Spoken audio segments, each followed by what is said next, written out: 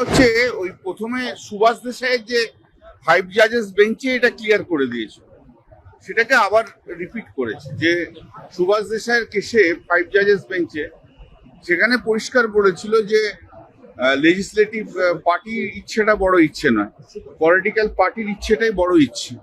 Political party যা বলবো, legislative পার্টির লিডারের কাজটা হচ্ছে পলিটিক্যাল পার্টির যে ডিসিশনটা আছে সেটাকে ইমপ্লিমেন্ট করার, নিজস্ব কোনো ডিসিশন নেই।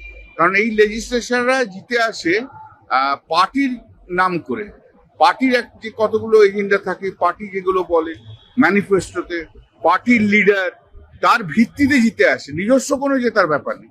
এই আইনটা তো রয়েছে, এই আইনটা আমি আর্গুমেন্ট অলরেডি করেছি তো হাইকোর্টের ডিভিশন বেঞ্চে, ওই অপোজিশন লেটার যেটা দিয়েছে ঋতুব্রত ব্যানার্জি, সেটা স্টেজ জন্য তো করেছি অলরেডি আর্গুমেন্ট, খুব শীঘ্রই রেজাল্ট বেরোবে। এই ন্যাশনাল টেস্টিং এজেন্সির বিশেষজ্ঞরাই, মানে কোনো প্রিন্টিং প্রেস থেকে প্রশ্নপত্র ফাঁস হয়নি, বিশেষজ্ঞরাই ফাঁস করেছিল, বাড়িতে বসে মুখে মুখে উত্তরার প্রশ্ন বলে দেয়। দেখো, এই সরকারের সমস্ত কিছুটাই চুরিতে ভরা, আস্তে আস্তে ধরা পড়ছে, আরো ধরা পড়বে, পুরোটাই চুরিতে ভরা রয়েছে, আরো সময় লাগবে। মানুষ ভারতবর্ষের মানুষ বুঝতে পারে গেছে बाकीपुर सिर्फ झांकी है, सारा इंडिया बाकी है। एनसीपीआई का कोई गुरुत्व है क्या, कोई इम्पोर्टेंस है? क्यों एनसीपीआई करते हैं आप लोग? আপনারা কেন বলেন এনসিপিআই এর কোনো গুরুত্ব নেই? ওই 20খানা সিটে না বাই ইলেকশন করে দেখিয়ে দেবো। 19 জন যাচ্ছে, দেব যাচ্ছে না, দেবের বিষয় এনসিপিআই চিঠিতে তো সই করেছিল, আজকে আবার আবু তাহের গেছে ইয়ের কাছে, কংগ্রেসের গৌরব গোয়ের কাছে গিয়ে বলছে কংগ্রেসে আমাদের নিয়ে নিন। এরা না ঘাটকা না ঘাটকা হয়ে গেছে। প্রধানমন্ত্রীর সঙ্গে খেতে ভালো লাগে, খুব ভালো, এনজয় করুন।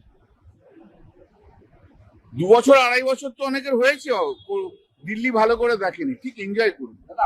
বিজেপিও ওদের নেবে না। প্রবলেম হচ্ছে যে পশ্চিমবাংলার বিজেপি পর্যন্ত ওদের ঘৃণা করে।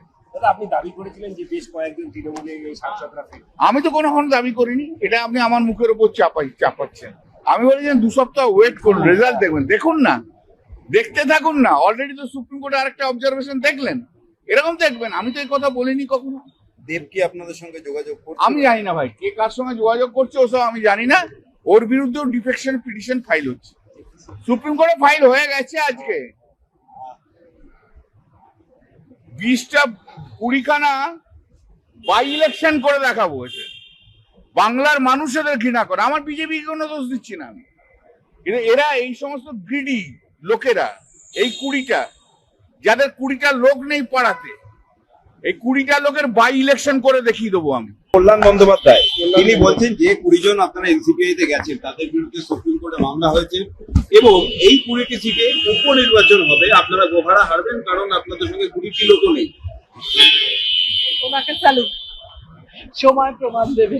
আচ্ছা, ধারাবাহিকভাবে যে বৈঠকগুলো হচ্ছে, প্রধানমন্ত্রীর কাছে আপনারা যাচ্ছেন, দেব উপস্থিত থাকছে না। গতকাল তাকেও জিজ্ঞাসা করা হয়েছে, শুটিং লাদাখে গেছে, শুটিং করছে, কালকে কলকাতায় ফিরে এসেছেন দেব। কালকে ফিরেছে। তাহলে আমাদের ও তো লাস্ট মোমেন্টে আমাদের সব শিডিউল করছে না, ও তো এত সবসময় ও তো শুটিং, তারপরে কি শোটও করছে, তো সম্ভব।